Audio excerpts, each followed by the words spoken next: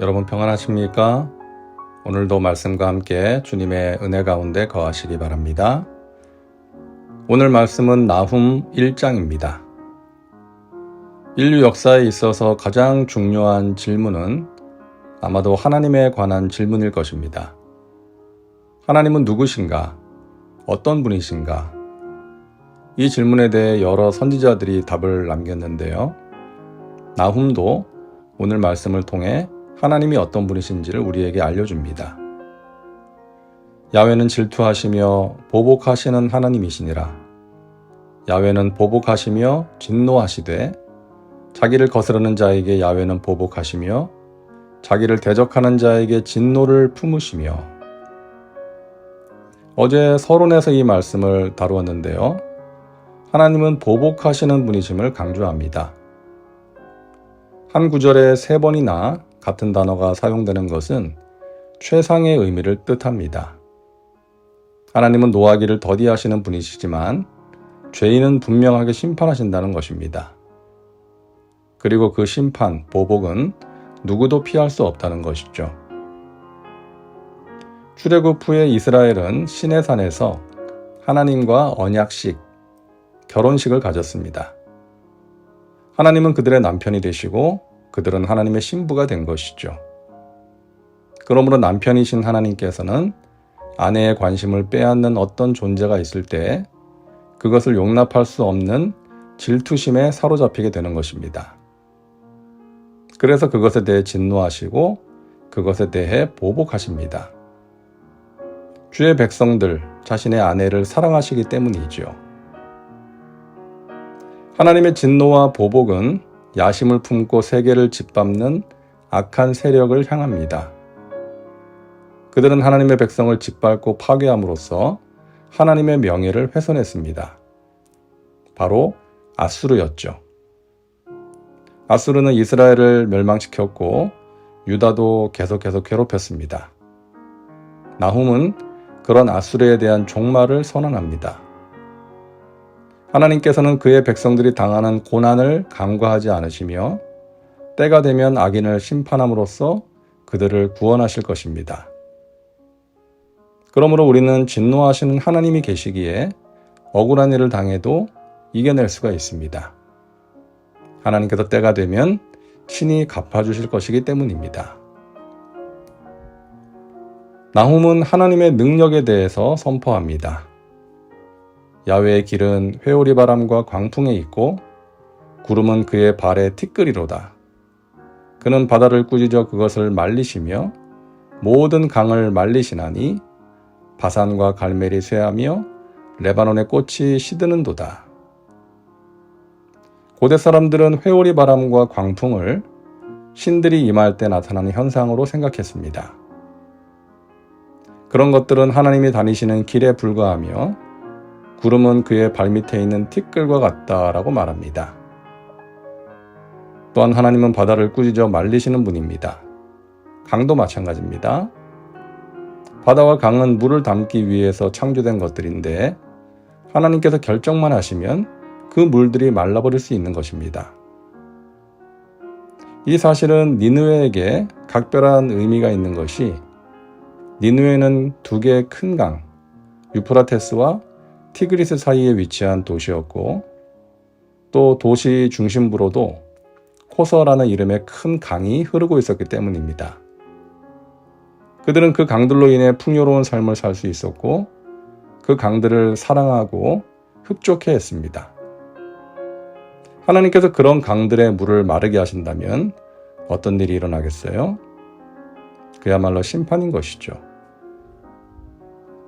그리고 구약 성경에서 바산과 갈멜, 레바논은 하나님을 반대하는 것의 상징이기도 하고 또 가나안에서 가장 기름진 지역을 상징하기도 합니다. 즉 가뭄의 영향을 가장 적게 받는 지역인 것이죠. 그러나 하나님의 임재 앞에서 그 땅들은 순식간에 말라버리게 된다고 말씀하는 것입니다. 야훼는 선하시며 환난 날의 산성이시라. 그는 자기에게 피하는 자들을 아시느니라. 나훔 선지자는 하나님의 무시무시한 능력과 분노의 위력을 실감나게 묘사함으로써 사람들을 두렵게 만든 다음 갑자기 그들의 마음을 위로합니다. 하나님은 선하시다. 환난날의 피난처가 되신다. 주께 피하는 사람은 주께서 보살펴 주신다. 하나님이 세상을 심판하실 때 모든 사람이 그 진노의 대상이 아니라는 것입니다.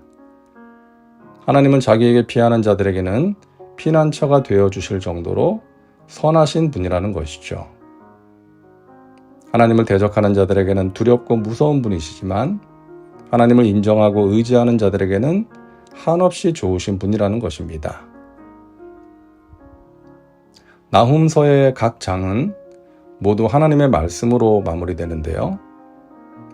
그동안 선지자는 3인칭으로 하나님에 대해서 언급했는데 이제 하나님께서 1인칭으로 말씀을 선포하십니다. 그들이 비록 강하고 많을지라도 반드시 멸절을 당하리니 그가 없어지리라. 내가 전에는 너를 괴롭혔으나 다시는 너를 괴롭히지 아니할 것이라. 이제 내게 지은 그의 멍에를 내가 깨뜨리고 내 결박을 끊으리라. 첫째 말씀은 비록 그들이 강하고 수가 많을지라도 반드시 멸절당할 것이다 입니다. 아수르는 주전 732년에 시리아를 쑥대밭으로 만들었고요. 722년에는 북이스라엘을 멸망시켰습니다. 그리고 701년에는 유다를 침략해서 여러 성읍들을 차지했고 그 후에도 여러 나라들을 점령했습니다. 이렇게 위풍당당했던 아수르는 그야말로 강하고 수가 많은 나라였습니다. 그런 아수르가 하나님의 진노 앞에서 반드시 사라지게 될 것이라고 말씀하십니다. 둘째, 하나님은 더 이상 이스라엘을 치지 않겠다라고 말씀하십니다. 하나님께서는 범죄하는 이스라엘을 아수르를 통해 징계하셨습니다. 그런데 머지않아 그 징계가 끝날 것이라고 선언하시는 거예요. 이사야는 아수르를 하나님께서 자기 백성들을 징계하는 데 사용하시는 진노의 막대기라고 표현했습니다. 하나님께서 악을 사용하셔서 자기 백성을 징계하신 것이죠. 그러나 하나님께서 악을 사용하셨다고 해서 그들의 악한 행위가 정당화되는 것은 아닙니다. 악은 악인 것이죠. 하나님께서 악을 도구로 사용하셨지만 그들의 만행과 비도덕적인 행위에 대해서는 분명히 책임을 물으시는 것입니다. 셋째, 하나님께서는 아수르가 이스라엘에게 씌운 속박의 멍에를 깨뜨리고 결박을 끊으실 것입니다. 멍에는 소와 같은 짐승의 목에 채워지는 것이고 결박은 멍에를 채우기 위해 짐승의 몸에 묶는 가죽 줄입니다. 이스라엘은 그동안 아수르라는 멍에와 결박에 매여 있었던 것이죠. 이제 하나님께서 그 멍에와 결박을 푸시겠다는 것입니다.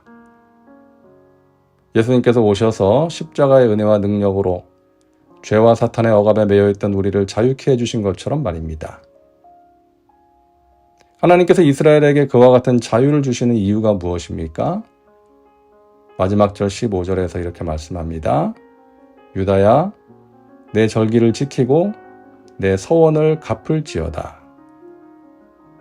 하나님께서 아수르의 손에서 그들을 구원하시고 멍에와 결박을 풀어주시는 것은 그들이 다시금 하나님을 마음껏 섬기도록 하기 위함인 것입니다. 이제 그들은 하나님을 경배하고 말씀을 따라 살아가야 하는 것입니다.